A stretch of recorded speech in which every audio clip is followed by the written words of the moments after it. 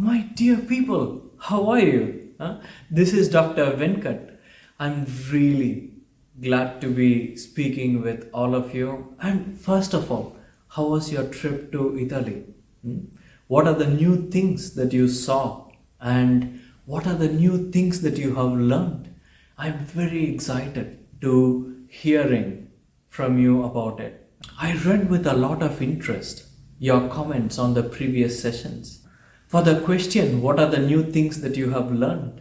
You spoke of circular economy. You spoke of the social sustainability and the economic sustainability. Fantastic, fantastic.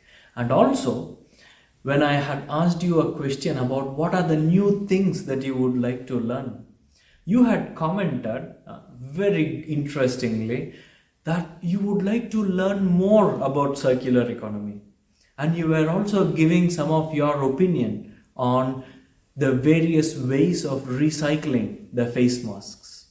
Some of you even commented that it requires a new policy, or let us say simply that a specialist bin to collect just the face mask so that they could be easily recycled, etc.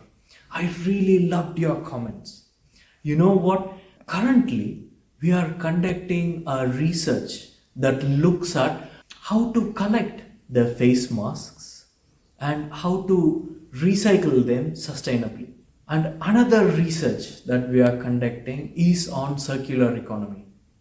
You know what? Since you wanted to learn more about circular economy and about the social and the economic side of sustainability, what I would do is I would produce a few more videos explaining this. What do you think? My dear people, you might ask me, Venkat, last session was quite an interesting one in which we met people of different professions and how their research and their work is contributing towards sustainability. What are we doing this week? Huh? You know what? This week we are going to meet few more of my colleagues who are working on various aspects of sustainability. Some of them work directly on sustainability, and some of the other colleagues' works contribute indirectly towards sustainability. Are you ready? Shall we go? My dear people, initially, let us go and meet one of my very good friends and colleagues, Mr. Karthik. He is currently doing his PhD in Norway, and his research is on machine learning and artificial intelligence. Karthik and we did a couple of research.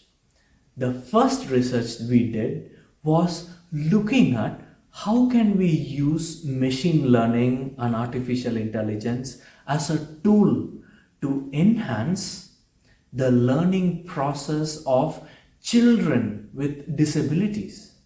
Are you interested to hear more about it? And the second research we did was looking at how can we use artificial intelligence and machine learning as a tool to create sustainable cities. Do you know what sustainable cities are? Do you? Fantastic. We'll discuss about it more. Now, let us go and meet Karthik and see how his work is contributing towards sustainability. Come with me. Let's go to Norway and meet him. Hi people, hope you're doing good. My name is Karthik. A quick introduction about me. I'm doing my PhD at the University of Oslo and I'm working in machine learning. Yeah, Venkat must have already spoken to you about sustainability and sustainability development goals. Today we are mostly going to discuss about how technology in general is going to help in improving sustainability. And I'm going to talk about two projects that Venkat and I have worked together. The first one is Smart Cities and Municipality System, wherein we propose many ways to integrate technologies like Internet of Things and machine learning. You can think Internet of Things like an smart home devices like Alexa and Google Home connected to the internet. So that's Internet of Things in a nutshell. The main takeaway from this smart municipality project is to effectively monitor and make better decisions about your local infrastructure. An example of local infrastructure could be library, hospital, street lights, and so on. A good example of one of the use cases of this project is when to switch on lights and when to collect bins or trash.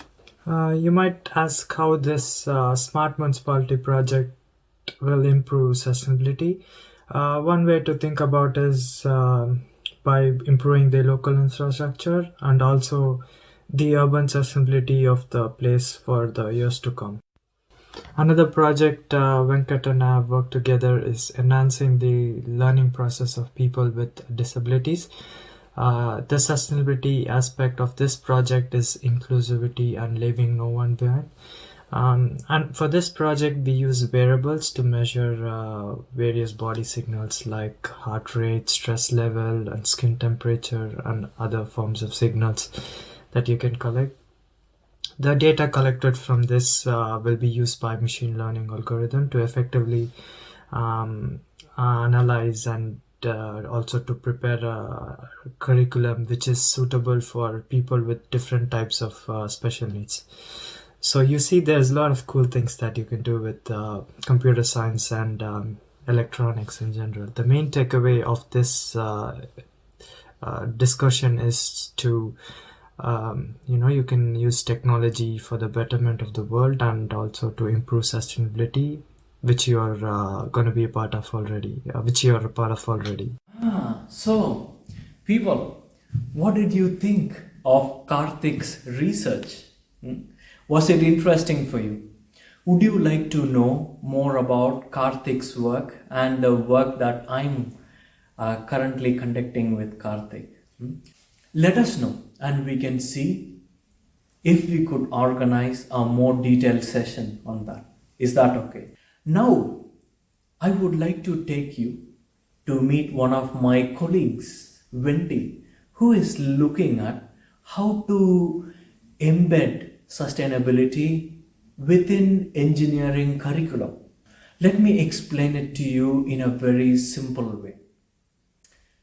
In the school where you are studying, you have a few subjects like mathematics, English, Finnish, social science, physics, chemistry, etc. Yeah. Similarly, when you go to a university, you will have a lot of subjects that you are going to study. So our work is about how to ensure that sustainability is made a part of all these different subjects. It is very interesting, is it not? Yeah. And also, we'll ask Wendy, why is it important for engineers or engineering students to be aware of the various issues related with sustainability? Shall we? Yeah? Come on. I work in engineering and I have a role that is looking at helping engineers become professionals. That means understanding what it is to be an engineer in the wider environment. It means thinking about who they are and to be able to think about themselves and how they position themselves in their careers, and also to think about other people that they are working with as they develop their careers. And as part of that process, I'm very keen to make sure that we understand sustainability in the wider global context, but also what it means as an engineer to be sustainable. And we teach aerospace engineers, and of course sustainability for aerospace engineers is quite a difficult topic. It's one of the key areas that we need to improve. So our engineers are potentially going to be working on some really important activities. Our other engineers, electronics, robotics, civil engineers, mechanical engineers, they're all going to affect how people live in the future. And so we're trying to ensure that as part of their professionalism, sustainability is the key element that they take away from their learning to take into their workplaces when they finish here at the university and start working for major companies. And that will help us develop sensible products, processes in engineering for everybody around the world. Wendy, this is very interesting. Can you please give the children easy to understand example of how sustainability is embedded and how it could be used, how it is currently being used by the engineering students, etc.? I can give you two examples. I'll take an engineering example, if you like, where we have aerospace engineers and they're looking at e-aircraft and hydrogen-fueled aircraft and sustainable fuels. I have a number of project students who are looking at these activities. And so they're thinking about how aircraft need to be redesigned, repurposed, how we think about our aging fleet and our new fleets, how we get sustainable fuels or alternative fuels into the aircraft at airports, so logistically, that side of things. The other aspect is in their own environment. So either as a student or when they're in the workplace, thinking about their own actions, literally thinking about, I have just had my lunch, I have some waste from my lunch, how do I sustainably get rid of waste that I have from that? Or how do I make sure I'm not using too much electricity in the work that I'm trying to do? How can I perhaps look at the labs that I'm working in to see if we can make those more sustainable? So what we're trying to do is focus on the actual products that engineers will make, but also, as an engineer, how can they make their own environment and therefore other people's environments sustainable as they're going through that larger process? Thanks a lot, Wendy. Children, let us leave Wendy to her work and we will just go on.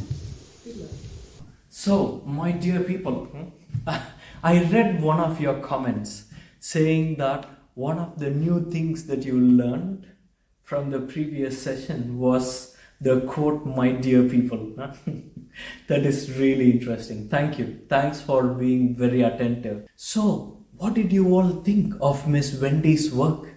Would you like to know more about her work? Let me know and we'll try to share more details with you.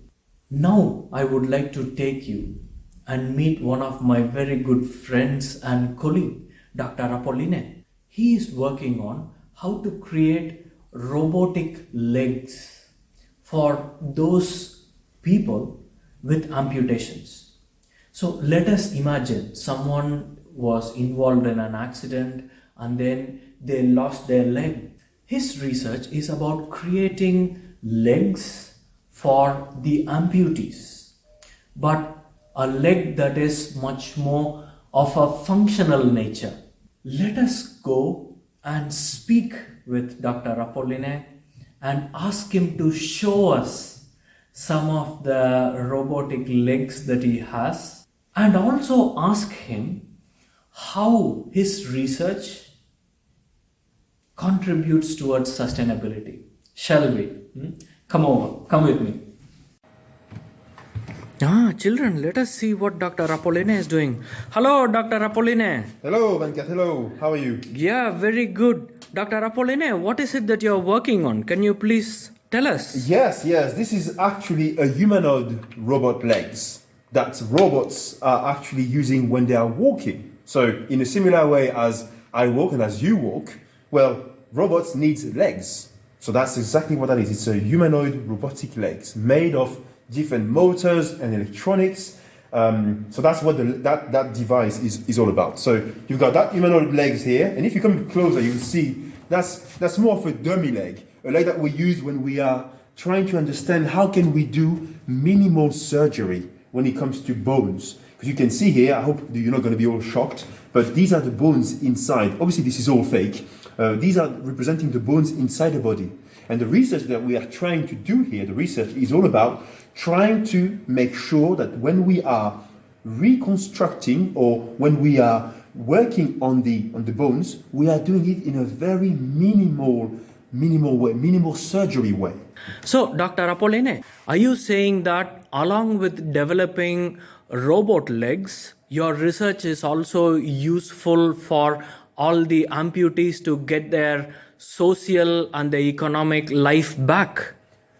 Absolutely, Venkat. That's absolutely what has been my. I almost want to talk about here about a call. It's a call that I've had since I've met amputees. I've realized that all my skills, all my understanding, my research, my knowledge into the field of prosthetics and knee joints in general could be applied in the area of medical robotics, in the area where we can assist people, one can help them, have them to regain what they thought they lost forever, their mobility.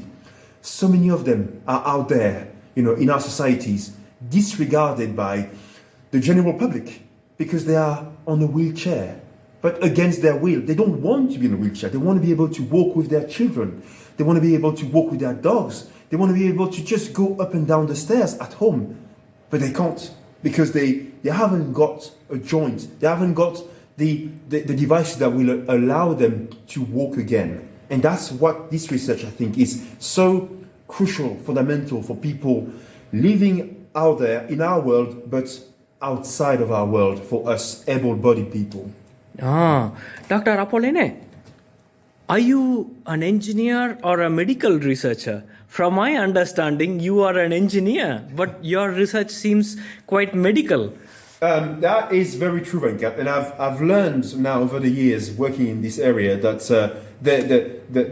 the frontier here is very thin. It's very, very thin, and I think above all things, I think I am an engineer. An engineer is a problem solver, someone that has received the right training, I've received the skills, the tools to be able to identify what is the problem that people are facing, or what the problem is going on in the system, and then putting those skills and training and tools together to find solutions that the system needs. But then, if you think of the society, the society needs at large, because ultimately, what we have received as engineers are a training that allows us to get out there in the society and to identify what are the cause of the problems, of the issues, and then coming up with solutions. So you listening to me right now, you are that next generation of engineer. You are the next generation of problem solvers. And you need to think that above all things, later on in your career, in your life, you will be facing problems. But it's okay to have problems. What is not okay is to just sit back and not doing anything. Thanks a lot, Dr. Appolinaire. It was really interesting. My pleasure. To hear about your research and your work. Mm-hmm. Well, children, just before we say goodbye to Dr. Appolinaire, I should emphasize that his research is not only giving the mobility back to the amputees, but also it focuses on inclusivity and also on enabling them to get their dignity in their life back. Thanks a lot, Dr. Appolinaire. Thank you all. Let us leave you to do your work. Yes. Bye-bye.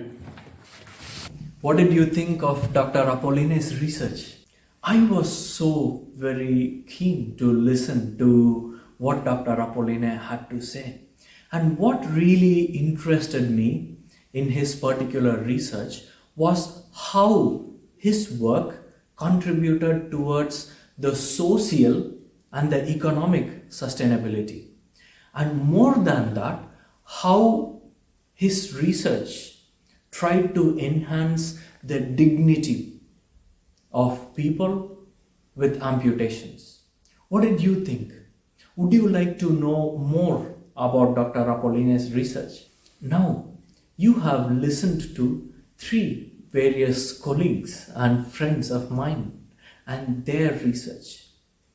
One of the questions that you had for me was that you would like to know more about how social activism contributes towards sustainability.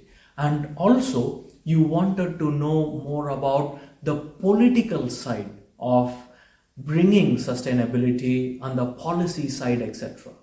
In the next video, we will be discussing more about that.